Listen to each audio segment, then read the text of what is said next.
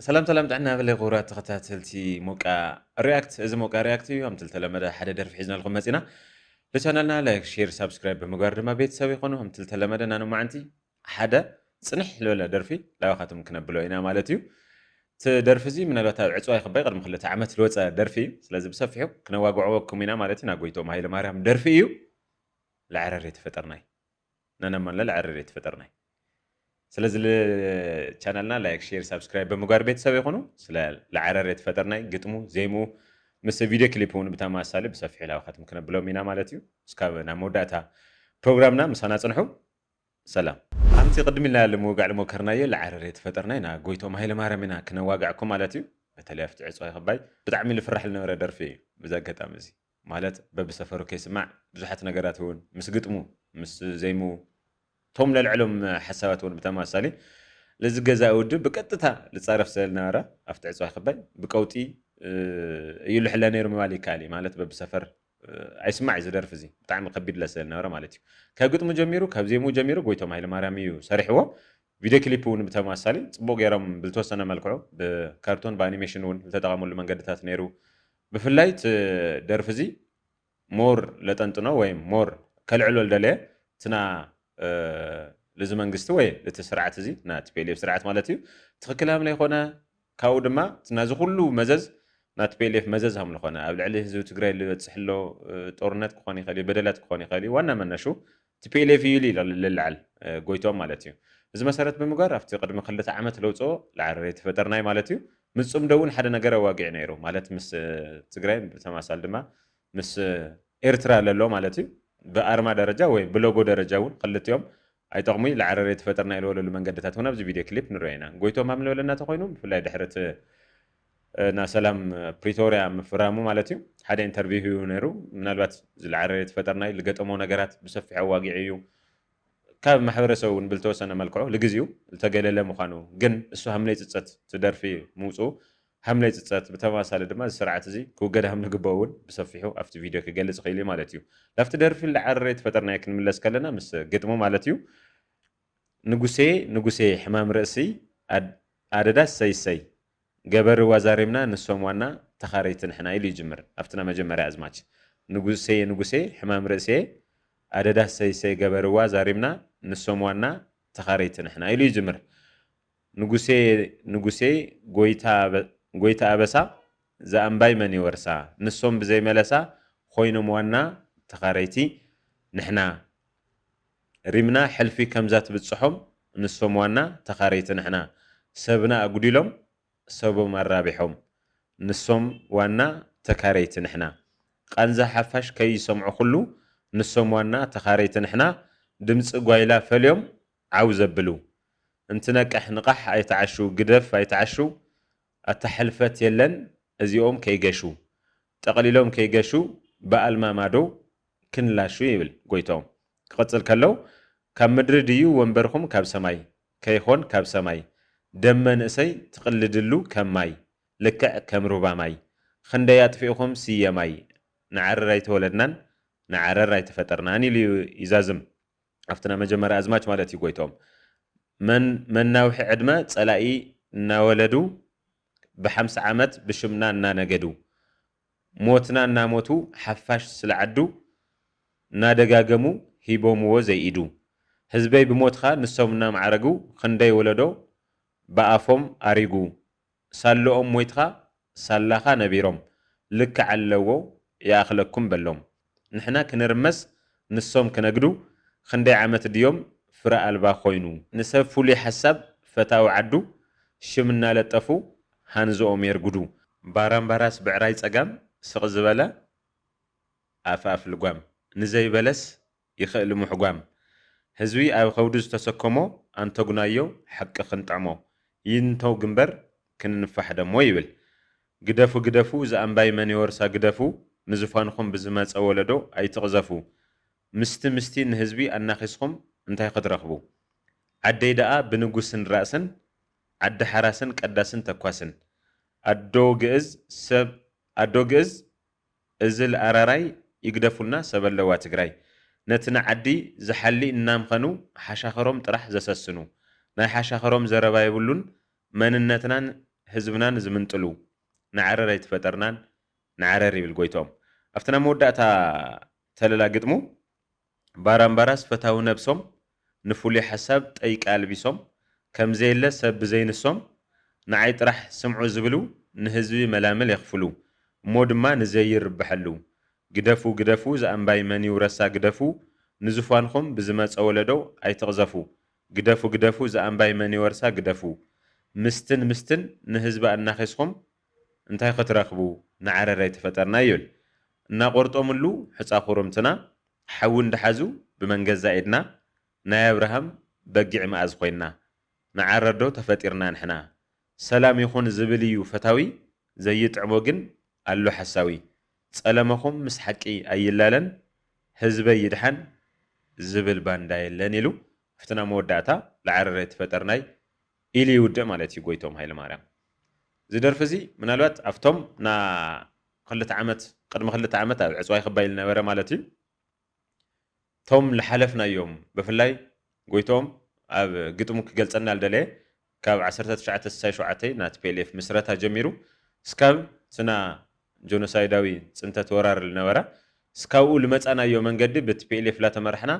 ልክዕ ይኾነይ ተናእሰ ክልተ ሰለስተ ግዜ ጦርነት ኣጋጢምና እዩ እዚ ኦብቪየስ እዩ ምክንያቱ ና ደርግ ነይሩ ቀፂሉና ሻዕብያ ነይሩ ከዚ እውን ብልተፈለየ መንገዲ ብዙሕ ልዕሊ 1 ሚልዮን ዝተጨፍጨፈሉ ወራር እውን ተኸሲቱ እዩ ኣብ ግዜ ቲፒኤልኤፍ ማለት እዩ ስለዚ ምናልባት ሓደ ብሓደ ግጥሚ ክገልጸሎም እንደለየ ዞም ሰባት እዚኣቶም ወይ ዝመርሕ ለ ውድብ ልክዕ ሓምለ ይኾነ ዝወለዶታት ሓምለ ክስር በቃ ድሕሪ ሕዚ ናቲ ፒኤልኤፍ ከብቃዕ ሓምሊ ግብኦ ምክንያቱ ብመንእሰይ ወለዶ ክትካዕ ሓምሊ ግብኦ ዝተፈላለዩ ኢንተርቪዋት እውን ልዛ ዓረር የተፈጠርና ኢሉ ደርፊ መሰረት ብምግባር ላሃቦ ርእይቶታት ነይሩ እዩ ክጅመር ከሎ ምናልባት ናህልክ ፖለቲካ ናስረይ ስረኻ ፖለቲካ ብጣዕሚ ኣኽሳሪ ምዃኑ ንትግራይ እውን ለይጠቕማ ምዃኑ እውን ብተመሳሊ ኣብ ግጥሙ ክገልጸና ክኢሉ እዩ ጎይቶም ማለት እዩ ሪምና ሕልፊ ከም ትብጽሖም ንሶም ዋና ተኻረይቲ ንሕና ሰብና ኣሳዲዶም ሰቦም ኣራቢሖም ኣብ ዝተለላ ግጥሚ እዚ ክገልጾ ልደለየ ሪምና ሕልፊ ከም ትብጽሖም ማለት ትግራይ ለኣቶም ሕልፊ ከም ትብጽሖም ንኩሉ ማዕረ ላሃለየት ግን ሕልፊ ከም ትብጽሖም ገይሮም ሰሪሖምዋ እዮም ይብል ቀጽለ ቢሉ ድማ ናይና ሰብ ወይም ካብኣቶም ወፃኢ ለሎ ሰብ ኣጉዲሎም ናዮም ግን ኣራቢሖም ኣባዚሖም እዮም እዚ ማለት ለኦም ልመስል ሰብዚሖም ወይራስ ብዙሕ ሰብ ህዝቢ ድማ ቀኒሶምዎ ወይም ኣጉዲሎምዎ ይብል ሶም እዮም በዓል ዋና ትግራይ ኣብ ግጥሙ ክገልጸና ልደለየ ጎይቶም ማለት እዩ ሶም በዓል ዋና ትግራይ ተኻሊእ ግን ወዲ ጓና ዝኾነሉ ትኽክል ይኾነይ ልወለሉ እዩ ቃንዛ ሓፋሽ ከይሰምዖ ኩሉ ድምፂ ጓይላ ፈልዮም ዓው የብሉ ኣብ ሓደ ኢንተርቪው ጎይቶም ዝመሰረት ብምግባር ኣብትና ግጥሚ ተለላ ማለት እዩ መብዛሕትኡ ግዜ ዝተፈለየ ሓሳብ እንድሕር ሃልይዎ ይብል ጎይቶም ኣብ ቲፒኤልኤፍ ዘመን ሞር ክግለል ባንዳ ክበሃል ሰም ክጥቀን ይግበር እሞ ሳቶም ድምፂ ዓው የብሉ እስኻ ግን ያው ድምፂ የብልኻ ምክንያቱ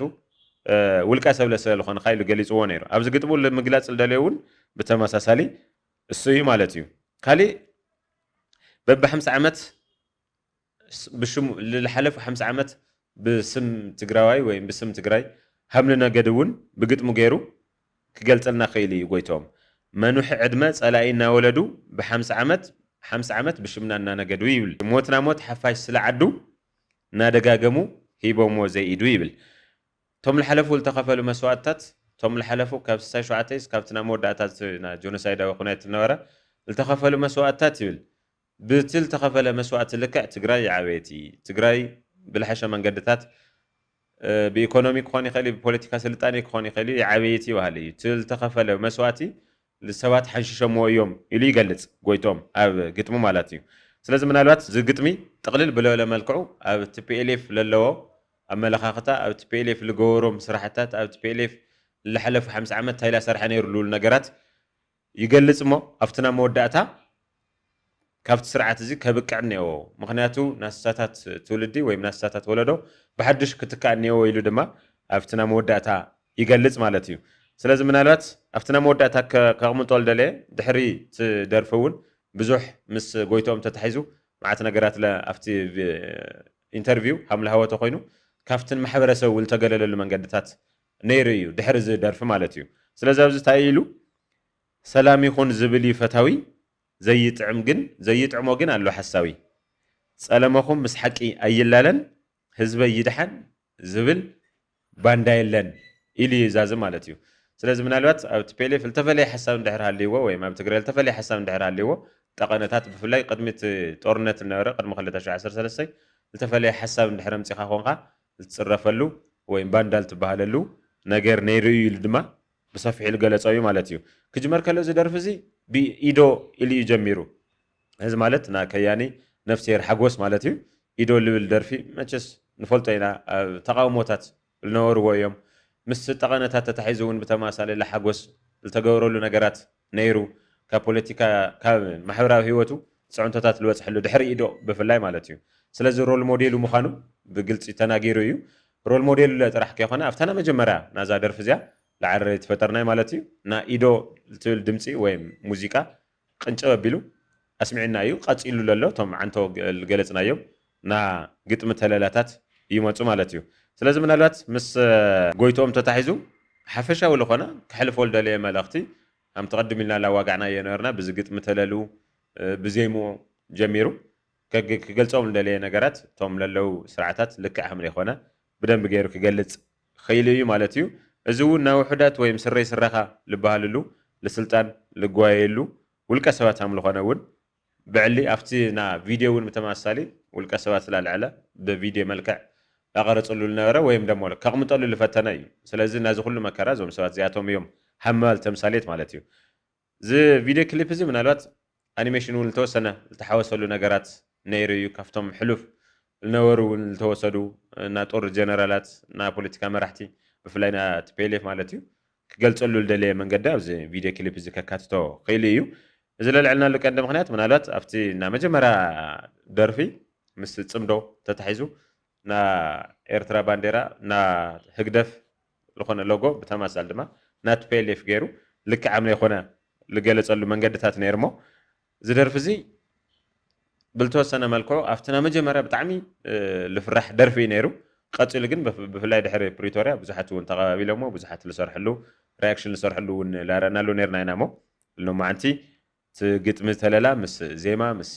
ቪድዮ ክሊፕ እውን ብተመሳሳሊ ብልተወሰነ መልክዑ ብርግፅ ኣነ ምስ ቪድዮ ክሊፕ ተታሒዙ ካብ ዝብልሐሸ ክስርሐሉ ዝኽእል ዕድል ነይሩ ኢለ ይሓስብ ዞሮ ዞሮ ግን ኣብቲ ጎይቶም ለቕሮ ና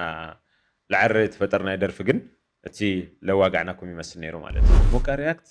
ትከታተልዎ ይመስል ነይሩ ማለት እዩ ፅንሕ ዝበሉ ብተመሳሳሊ ድማ ሓደሽቲ ደርፍታት ላባኻቱም ነብፅሐሉ ምድላውና እዩ ክኾን ማለት እዩ ኣብቶም ቀፀልቲ ፅንሕ ዝበሉ ብግጥሞም ብዜሞም ክንሪኦም ዝግቡኡና ነገራት እንድሕር ኣለዮም ኮይኖም ላባኻቱም ክነቕርቦም ኢና ማለት እዩ ሓደሽቲ ዝኾኑ እውን ብተመሳሳሊ ምስ ሞቃ ሪያክት ላባኻቱም ክነቕርቦም ኢና ማለት እዩ ኣብትና ንማዓንቲ ሒዝናዮ ዝመፃና ግን ና ጎይቶም ሃይለማርያም ላዕረረ ተፈጠርናይ ብዚ ግጥሙ ዜሙ ቪድዮ ክሊፕ እውን ብተመሳሳሊ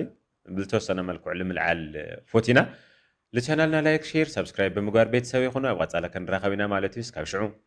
ይሞቸኹም